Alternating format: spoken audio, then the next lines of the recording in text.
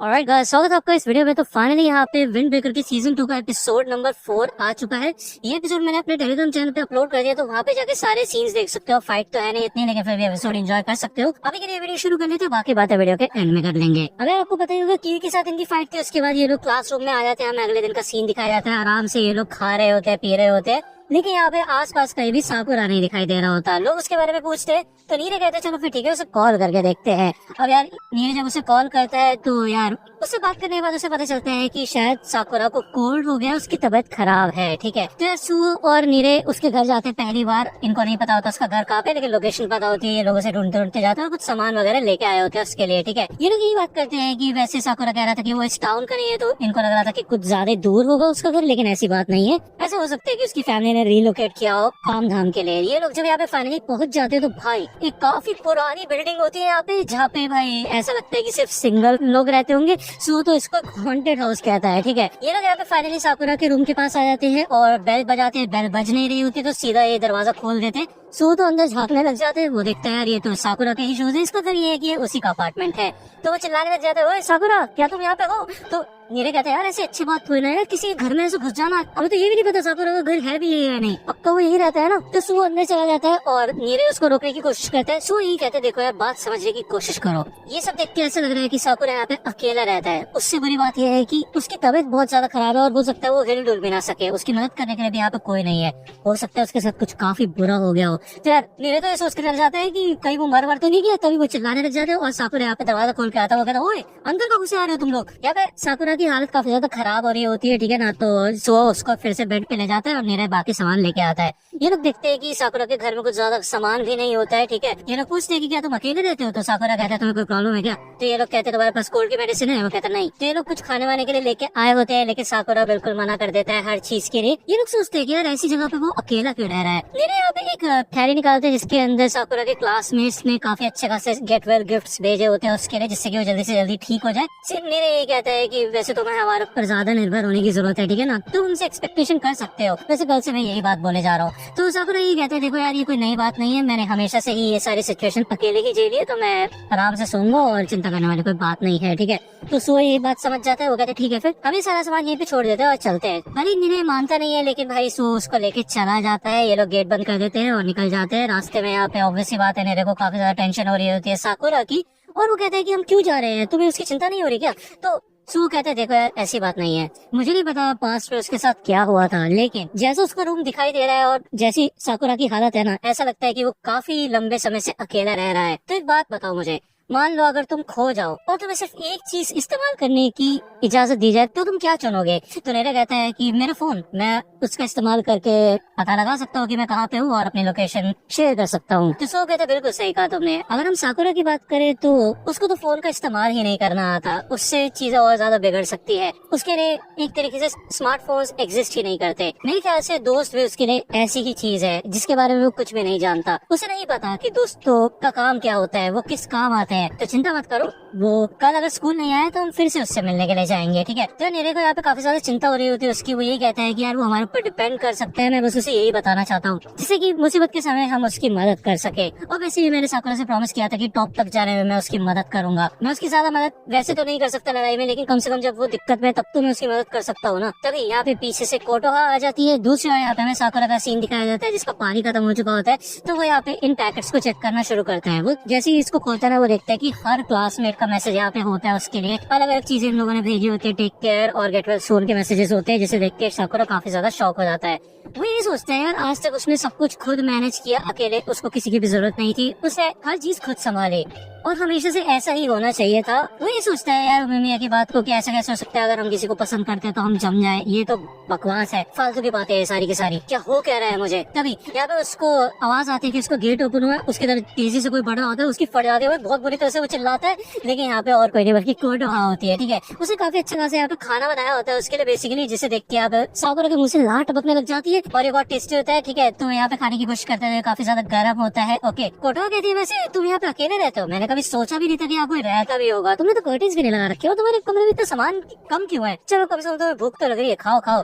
वैसे नीरे को काफी चिंता हो रही थी और मैं नीरे और सुओ से मिली थी, उन्होंने मुझे तुम्हारे बारे में बताया, ठीक है ना। तो साकुरा कहता है उसकी कोई जरूरत नहीं थी। तो कोटो को गुस्सा आता है, वो एक चाटा मार के इसके माथे पे पट्टी लगाती है, ठीक है ना, उसका फीवर डाउन करने के लिए। और वो ये कहती है तुम्हें समझ नहीं आ रहा क्या, सबको तुम्हारी चिंता है और मैंने सुना कि तुम कल लड़ाई में गए थे, वैसे तुम हो तो काफी टफ, इसी वजह से शायद तुम्हें फीवर हो गया। तो साकुरा कहता है नहीं वो बात नहीं है, उस वजह से फीवर नहीं हुआ।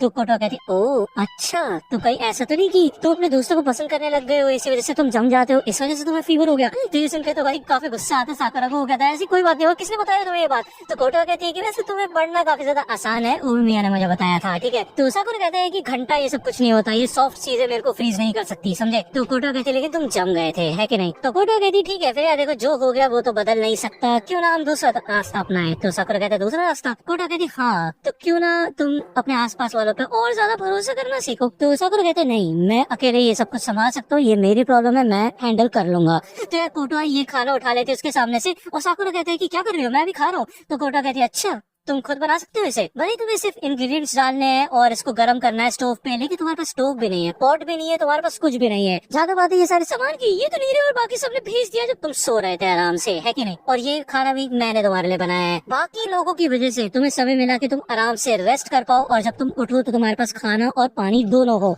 तो साकुरा कहते हैं ऐसी कोई बात नहीं है, मैं खुद भी अपना खाना पानी खरीद सकता हूँ, समझी। तो कोटो कहती देखो बात वो नहीं है, हाँ तुम आसानी से सारे काम खुद कर सकते हो, लेकिन बाकी लोगों ने ये चूज किया कि वो ये सारे काम तुम्हारे लिए करे जिससे कि तुम दूसरी चीज पे फोकस कर सको। सबके पास लिमिटेड टाइम होता है, इस वजह से वो हर चीज खुद नहीं कर सकते हैं, ठीक है। तो इसी वजह से तुम्हें दूसरों पर रिलाय करना चाहिए और उनको थोड़ा बहुत काम करने देना चाहिए।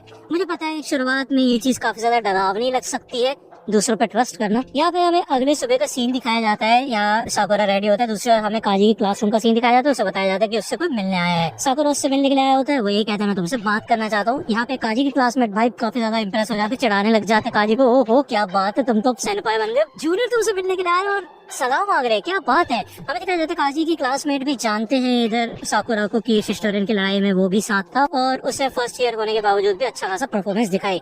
तो इधर काजी इनोमोटो और कुसुमी को बुलाता है और वो ये कहता है कि इन लोगों को यहाँ पे बांध के रखना, कोई भी मेरे पीछे नहीं आना चाहिए। काजी इधर साकुरा को अपने साथ लेके चला जाता है और पूछता है उससे क्या बात है।